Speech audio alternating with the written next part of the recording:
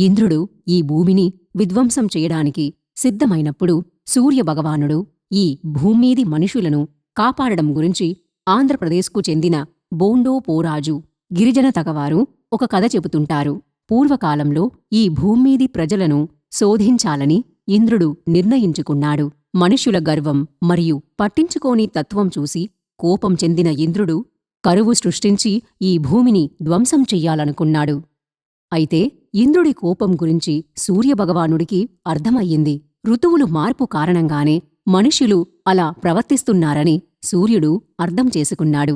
అందుకే తన రథంలో వచ్చి మకర ఋతువుకు మార్పు చేశాడు. ప్రజల వైఖరి మార్చడంతో పాటు కరువును పారద్రోలాడు.